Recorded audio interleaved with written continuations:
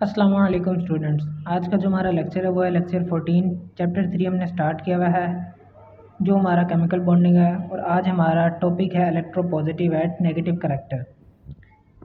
अब ये जो हमने आज टॉपिक पढ़ना है electropositive and negative character of metals and non metals, यानी कि मेटल्स क्या करैक्टर रखते हैं, वो इलेक्ट्रोपॉजिटिव करैक्टर रखते हैं या फिर इलेक्ट्रोनेगेटिव करैक्टर रखते हैं, और इसी तरह नॉन मेटल कौन सा करैक्टर रखते हैं। सिंपल कॉन्सेप्ट आज हमारे पास। स्टार्ट करते हैं अपना टॉपिक।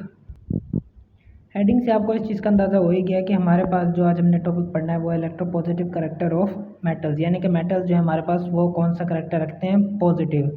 क्यों होता है ऐसा, इसकी पहले भी जो वीडियोस मैंने बनाई हैं उसमें मैंने बताया हुआ है क्यों। क्योंकि मेटल्स के पास हमेशा आखिरी शेल जो होते हैं वो इस तरह फील होते हैं कि उनके अंदर सिर्फ़ और सिर्फ एक इलेक्ट्रॉन आ रहा होता है, जिसकी वजह से वो चाहते हैं कि इस एक इलेक्ट्रॉन को वो निकाल दें और अपने आप को स्टेबल कर लें।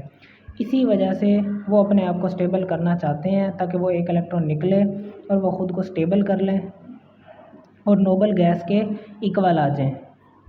अब सबसे पहले हमारे पास जो ग्रुप हैं पीरियोडिक टेबल में, उसमें से मेटल्स के कौन से हैं। देखिए सबसे पहले जो आसान ग्रुप आप उठाएंगे ना वो है ग्रुप 1 जो हमारे पास होता है अल्कली।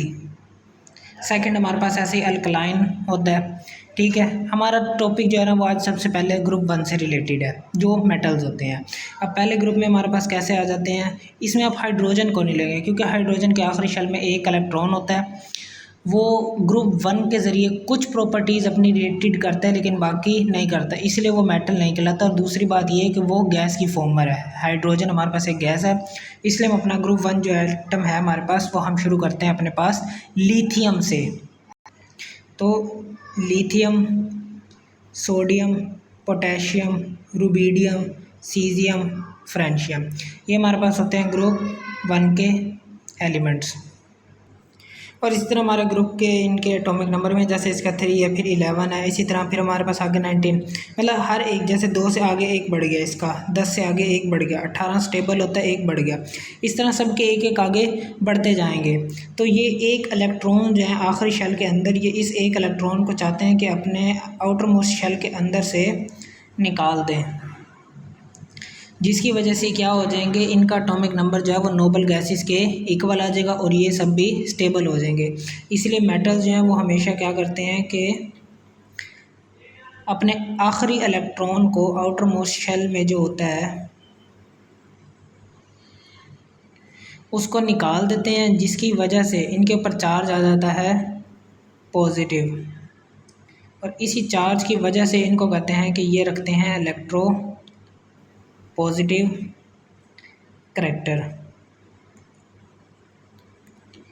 इसी के उलट हमारे पास जो एक और कॉन्सेप्ट है वो है इलेक्ट्रोनेगेटिव, जो हमारे पास नॉन मेटल्स रखते हैं।